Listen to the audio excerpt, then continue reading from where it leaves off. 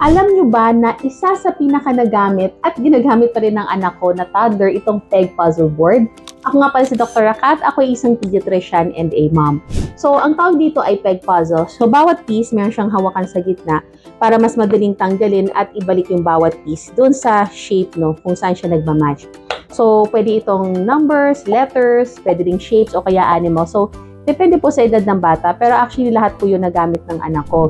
Ang goal kasi natin dito, i-match ng bata yung piece dun sa tamang butas, pero habang ginagawa kasi nila yun, natututo silang mag-focus, mag-coordinate, gumamit ng kamay sa tamang paraan, and nade-develop yung kanilang fine motor skills. So, isa ito sa ginamit namin sa baby ko para din matuto siya ng numbers and letters nung nag-start siya mga 1-year-old.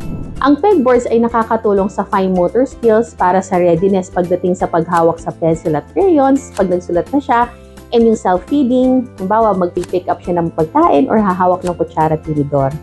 Nagtuturo din siya ng visual perception, and this is important para sa readiness pagdating sa pagbabasa. And since nagtuturo din siya ng problem-solving skills kasi natututo silang mag-trial and error para malaman kung saan nagmamatch yung peg. Tandaan nyo po, even the simplest toys tulad nito can be powerful educational tools for your kids and kailangan sa pag-develop ng school readiness.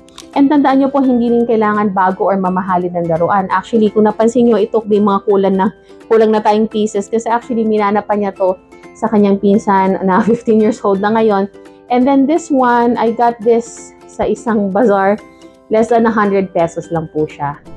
Ang mahalaga ay alam natin kung paano natin gagamitin yung mga toys at paano i-maximize para matuto ang bata. Again, ito po si Dr. Rakat. Ingat po palagi.